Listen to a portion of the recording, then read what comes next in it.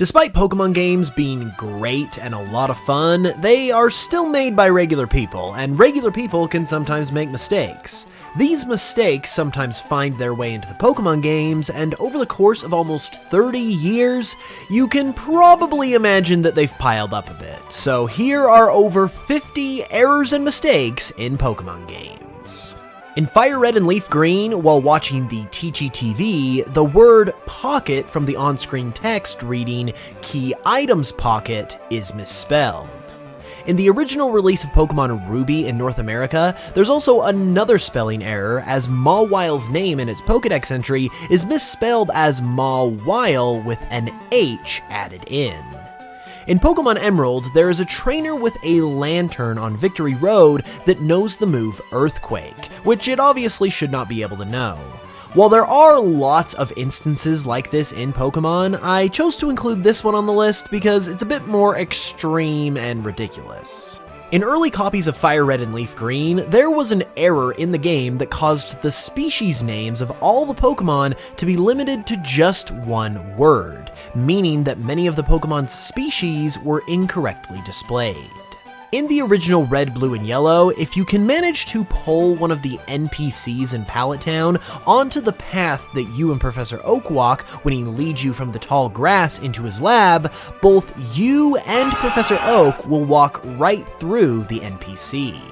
In Yellow version, in the Viridian Forest, there is another NPC who is supposed to be standing in the tall grass, but is actually standing on top of the tall grass instead. Also in the Gen 1 games, you can completely skip the Sylph Scope quest at Team Rocket's hideout by simply using a Pokédoll instead during the battle with Marowak's ghost. Also during this part of the game, you can reveal the identity of the other ghosts in Pokemon Tower without the need for the Sylph Scope as well. All you have to do is go and look at the stats of one of your Pokemon while you're battling a ghost, return to the battle, and the ghost's true identity will be revealed. Koffing's sprite in the Gen 1 games is also a bit off too, as the skull and crossbones pattern on its body appears above its face instead of below its face. However, since the sprites of Pokemon were made before their artwork at this time, this technically isn't an error, but rather a small revision to Koffing's design after release. There was a legitimate error, however, with Weezing's sprite in Pokemon Black and White, as the third segment of its body appears above its main head instead of below, an error which also appears in Diamond, Pearl, and Platinum as well.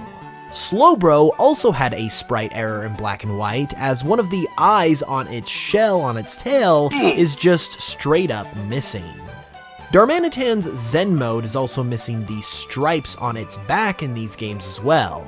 However, considering that Darmanitan debuted in Gen 5, it is also technically a possibility that these were added after the fact as a last-second addition.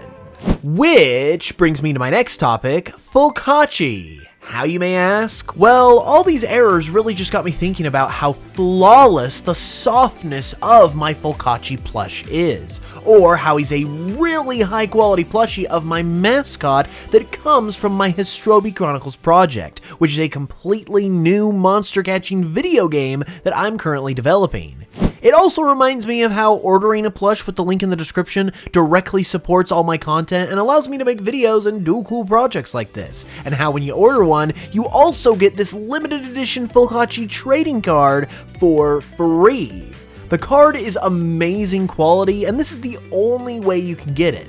Not to mention, it's from the upcoming Histrobi Chronicles trading card game, which is another cool project I'm working on, which is essentially a card game that's going to feature all my Fakemon. And grabbing a Fulkachi plush supports my ability to do all that stuff, which is very much extremely appreciated. Plus, he's also just really cute. So if you enjoy my content, consider grabbing one of these cute little plushies with the link in the description. I would be eternally grateful. And yeah, all those errors just really reminded me of Fulkachi for some reason. Isn't that crazy? Anyways though, back to the video. Going back to the original games, at the Trainer's School in Viridian City, it's said that a burn will reduce your Pokemon's speed, when this isn't actually the case. Burns reduce your Pokemon's attack, and it's actually paralysis that reduces your speed instead. At the top of the Celadon department store in red, blue, and yellow, you can actually buy a soda pop or a lemonade even if you don't have enough money for it, as long as you at least have enough money to buy a fresh water. Also in Celadon, at the hotel in town, you can actually access an invisible PC in the far right end of the building. This is due to the hotel's layout being based on a Pokemon Center, and the invisible PC being where an actual PC would normally be in the Pokemon Centers. Due to a programming quirk, it's also possible to fish on the statues at the front of every Pokemon gym. Switching things up though, when encountering Tornadus on Route 7 in Pokemon Black, it actually uses Thunderous's cry instead. Also in the Unova games, the TM for Rock Smash appears as a Rock-type TM, even though the move itself is Fighting-type. This also happens in the Japanese versions of the games with Retaliate, as it is shown as a Dark-type TM, even though the move itself is Normal-type. In Sword and Shield, a similar thing happens as well, as Fly is displayed as a flying type HM instead of a TM, which is all the more interesting considering that HMs aren't even in Sword and Shield. However, the TM and HM icons are almost identical, so this is a little more forgivable. Now I'm going to shake things up a bit and talk about some TCG errors, since the TCG does technically qualify as a Pokemon game too. That's actually what the G stands for.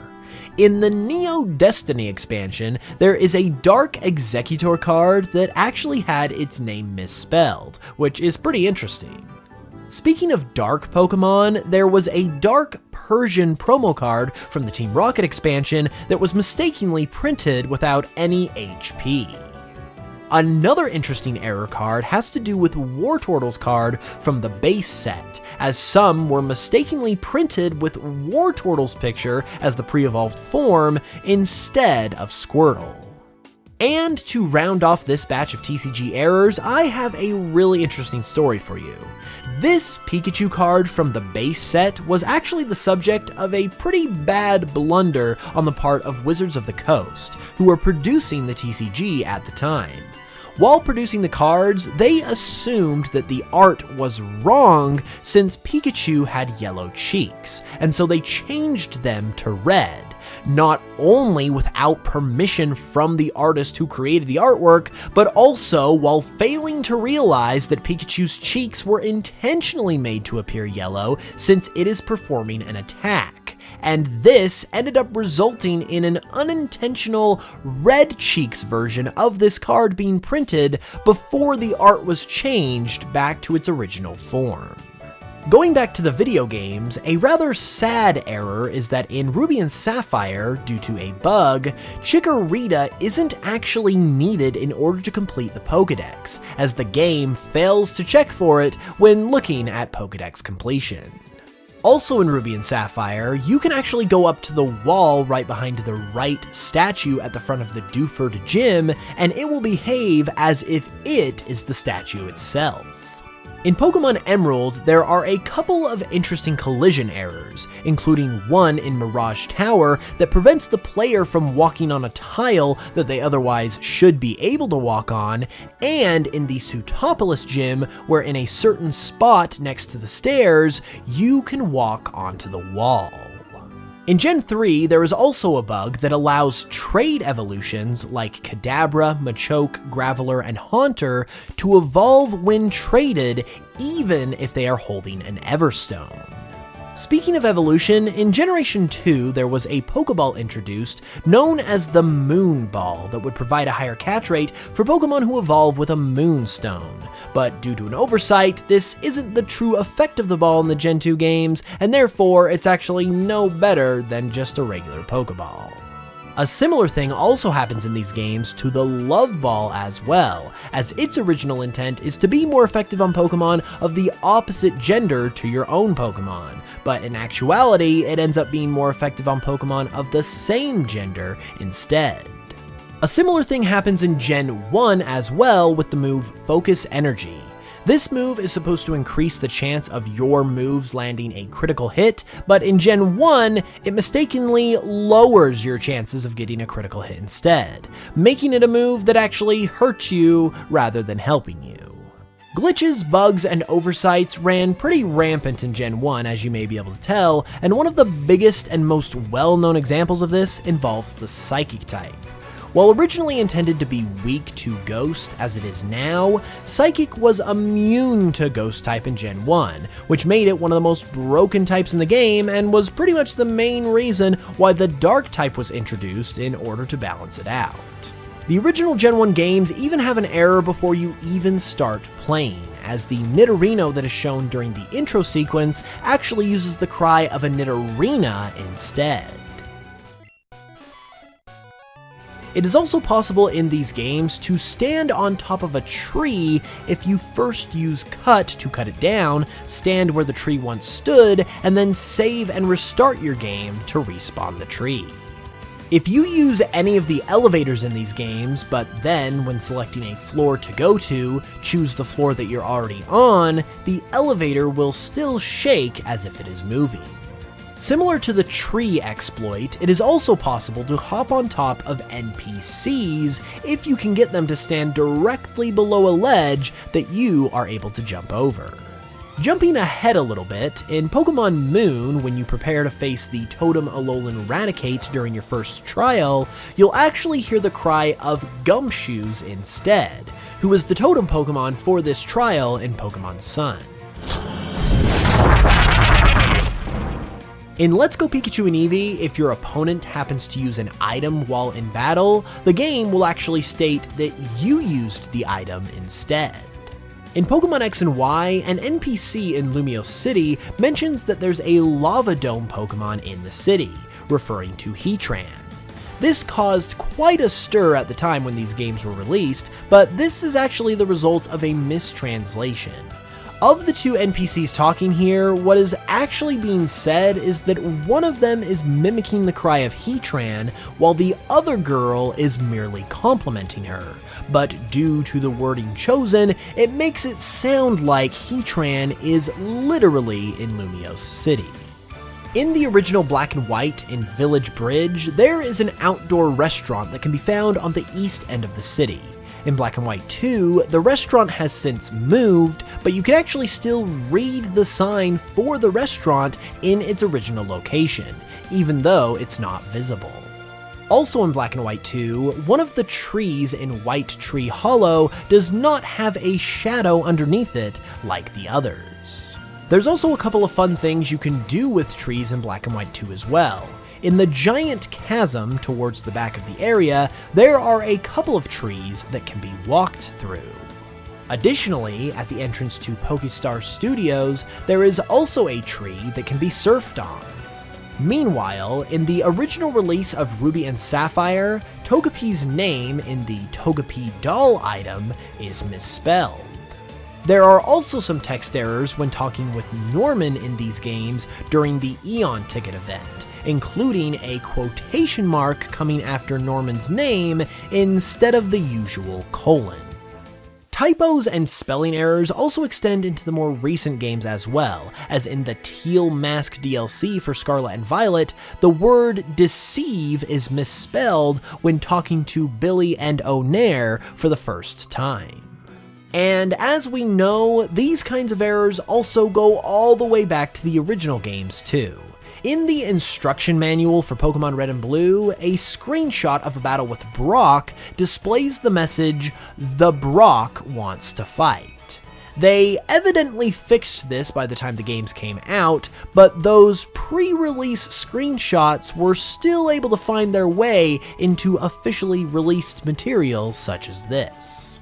Getting into some more TCG, an error that has literally been unchanged for decades sits right on the back of the cards themselves, as the Pokeball on the back of all of the cards shows the button connected to the white half of the ball when it is consistently shown otherwise to be the red half of the ball that the button is supposed to be connected to.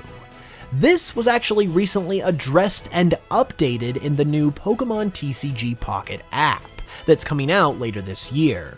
But otherwise, this error has been present on the cards for literal decades. Even more card errors include this error card of Beedrill from Base Set, which misspells the word defending with a period after the D. And to round us off, another cool error story from the TCG is the pre-release base set Raichu.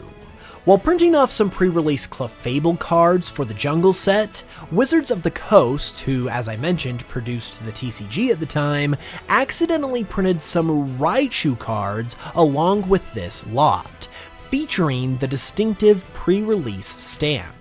It's estimated that around 8 copies of this card exist, and its existence was even directly denied for years, resulting in this error inadvertently creating one of the rarest Pokemon cards of all time. That is all I have got for you today though, so be sure to leave a like if you enjoyed, and let me know which one of these errors is your personal favorite. You can also grab a Fulkachi plush with the link in the description to further support the channel if you would like, which is super duper appreciated. And with that said, thank you guys so much for watching. I will see you all very soon with another new video, and until then, as always, I will smell you guys later.